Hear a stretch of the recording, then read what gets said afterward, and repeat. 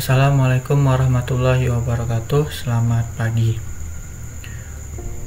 Perkenalkan, nama saya Jibrail, NIM J1B018110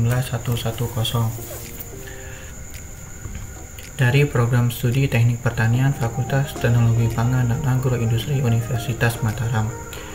Di video kali ini saya sedikit akan mempresentasikan tentang pendahuluan rancang bangun irigasi lahan kering.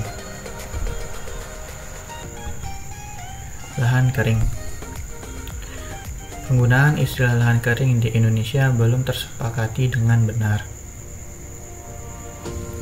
Ada yang menggunakan untuk padanan istilah Inggris upland, dryland, atau unirrigated land. Kedua istilah Inggris tersebut terakhir menyiratkan penggunaan lahan untuk pertanian tada hujan. Pertanian tada hujan yang dijalankan di daerah iklim ringkai atau bahasa Inggrisnya arid sampai setengah ringkai atau bahasa Inggrisnya semi arid. Dalam bahasa Inggris disebut juga dryland farming atau dry farming. Mengenai cara pengolahan air di patak tada hujan, ada yang tidak digenangkan dan ada yang digenangkan, atau bahasa Inggrisnya food water farming atau rain-fed wetland fillets.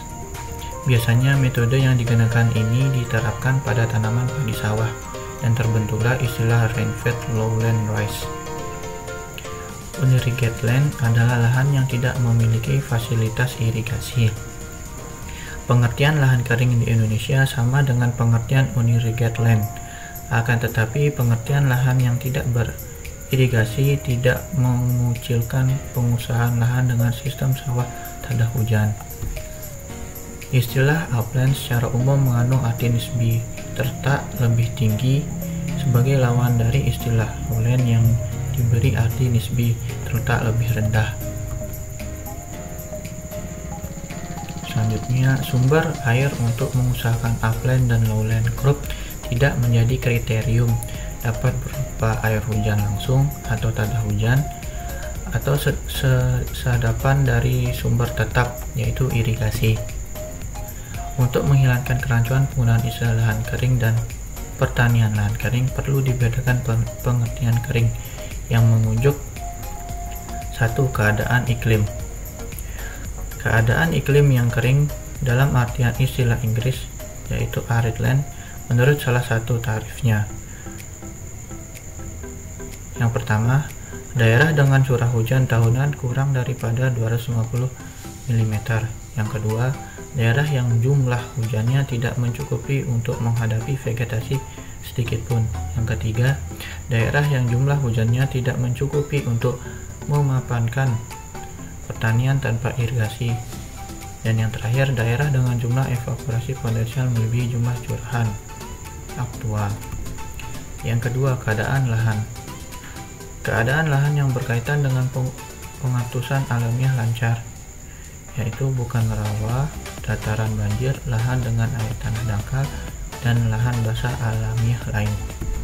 Yang terakhir, lahan pertanaman yang diusahakan tanpa penggenangan. Selanjutnya, untuk unjukan dapat digunakan istilah daerah kering atau kawasan iklim kering. Untuk unjukan kedua dapat dipilih istilah lahan atasan atau upland, dan untuk unjukan ketiga dapat diterapkan istilah lahan kering. Jadi, pertanian lahan kering ialah pertanian yang diusahakan tanpa penggenangan lahan garapan. Maka padi sawah dan perikanan kolam, air tawar maupun tambak tidak termasuk. Akan tetapi padi, gugu, palawija, perumputan pekan, perkebunan, dan pekarangan termasuk pertanian lahan kering. Selanjutnya yaitu lahan atasan. Menurut geografi atau menurut kenisbian ketinggian kedudukan, istilah lahan atasan dapat digunakan sebagai pedoman upland, dan lahan bawahan atau baruh dapat digunakan sebagai pedoman lowland. Berdasarkan alasan teknis dan biaya, kebanyakan lahan atasan tidak diberi layanan irigasi. Petani Indonesia karena naluri dan pejabat pembuat keputusan dalam pemerintahan di Indonesia karena kebiasaan selalu pertama-tama berusaha mencetak sawah begitu air irigasi tersedia. Maka secara rapatan atau generalization ada kaitan antara lahan bawahan dan lahan basah. dan pihak lain ada pula kaitan antara lahan atasan dan lahan kering. Memang ada lahan bawahan yang menjadi lahan kering berupa tegal, kebun, pekarangan, dan perkebunan. Sekian video presentasi yang dapat saya sampaikan. Kurang dan lebihnya mohon maaf. Wallahu muwaffiq ila sabilir rasyad. Assalamualaikum warahmatullahi wabarakatuh.